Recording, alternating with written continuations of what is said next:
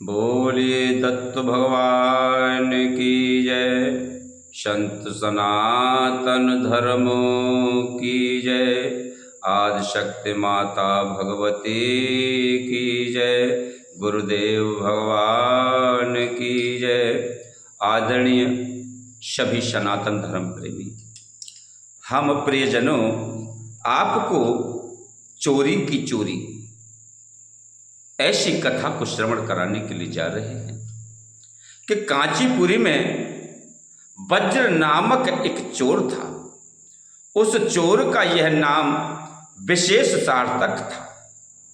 किसी की संपत्ति चुराने पर उसके स्वामी को जो कष्ट होता है उसे सहृदय व्यक्ति ही आंक सकता है। चोर का हृदय वस्तुतः वज्र का बना होता है, इसलिए वह चोरी कर पाता है। यदि चोर को पर दुख कातरता हो तो वह चोरी करना ही छोड़ दे। वज्र ऐसा ही कठोर हृदय वाला चोर था। वह प्रतिदिन थोड़ा बहुत जो मिलता सब कुछ चुरा लेता था। चुराए हुए धन को वह राज्य रक्षकों द्वारा पकड़े जाने के लिए पकड़े जाने के भय से आधी रात के समय जंगल में जाकर के मिट्टी खोद कर गाड़ देता था। अब तो मेरे प्रिय सज्जनों, एक रात वीरदत्त नामक एक किरात लड़का, वह लकड़हारे ने चोर की यह चेष्टा देख ली। चोर के चले जाने के बाद प्रतिदिन मिट्टी हटा करके संपत्ति से 10वां हिस्सा निकाल लेता और गड्ढे को पहले की तरह पत्थर मिट्टी से ढक देता था। लकड़हारा चालाक चोर था। वह इस ढंग से चुराता था कि वज्र इसकी चोरी की भाप ना कर सके।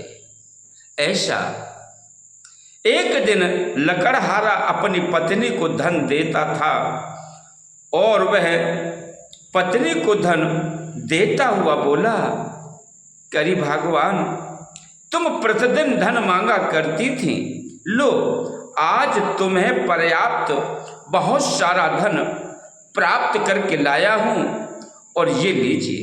पत्नी ने कहा कि जो धन अपने परिश्रम से उपार्जित यानी कमाया हुआ हो वही अपना होता है, वही स्थायी होता है।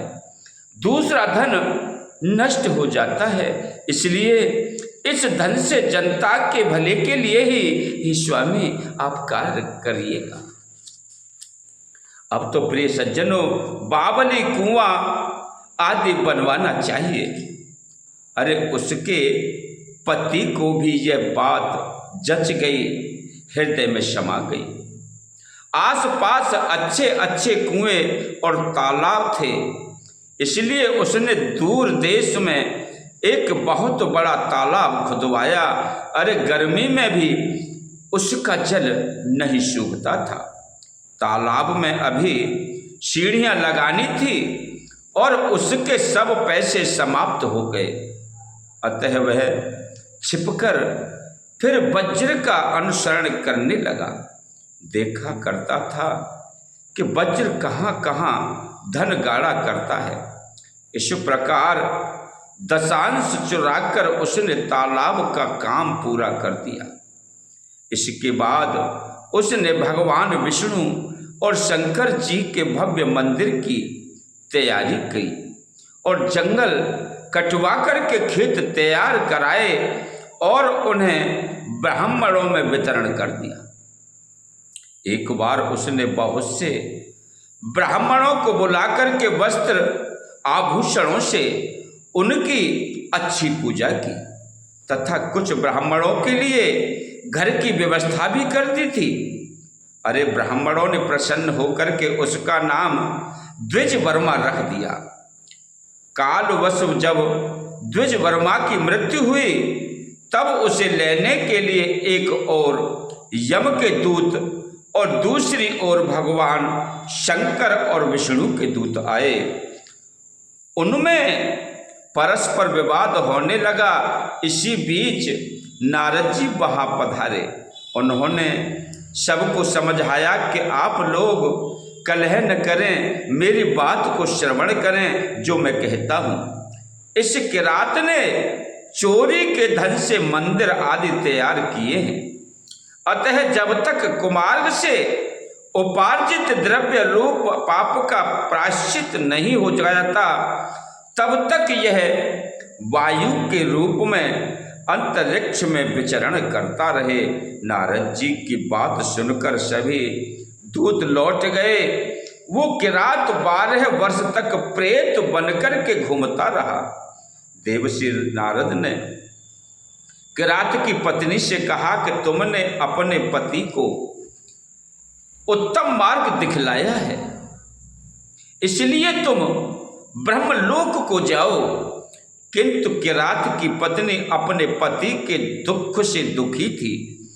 वह ब्रह्मलोक का सुख तुच्छ मानते हुए रो करके देवर्षि नारद जी से बोली कि मेरे पति को जब तक देह नहीं मिलेगी तब तक मैं यहीं रहूंगी। जो गति मेरे पति की होगी वही गति मैं भी चाहती हूँ। किराती ने धर्मयुक्त वचन सुनकर के देवर्षि नारद बहुत प्रसन्न हुए। उन्होंने उसे अपने प्रभाव से इस योग्य बना दिया कि शंकर की अच्छी आराधना कर सके। उन्होंने बताया कि तीर्थ में स्नान कर कंदमूल फल खा करके अपने पति की सदगति के लिए भगवान शंकर की पूजा और जप करें। किराती ने अपने पति के लिए श्री शिव जी की आराधना की और उसमें लगन से लग गई। इस कृत्य से उसके पति की चोरी का जो सारा पाप था वह धुल गया और फिर अपने पुण्य के बसने से, अपने पुण्य के बल से दोनों पति पत्नी को उत्तम लोक प्राप्त हुआ। द्विज वर्मा गाढ़ पत्य पद पर प्रतिष्ठित हुआ। अरे वज्र चोर तथा कांची के सभी धनी जिनका इस कार्य में द्रव्य लगा था, सब परिवार वह सब स्वर्ग को चले गए। मेरे प्रिय सज्जनों, इसे मैं ब्राह्मण गरुड़ पुराण से श्रवण करा रहा हूँ। ये कथा बहुत ही रहस्य भरी है। बोलिए वृंदावन बिहारी लाल की जय, दत्त भगवान की जय, संत सनातन धर्म की जय।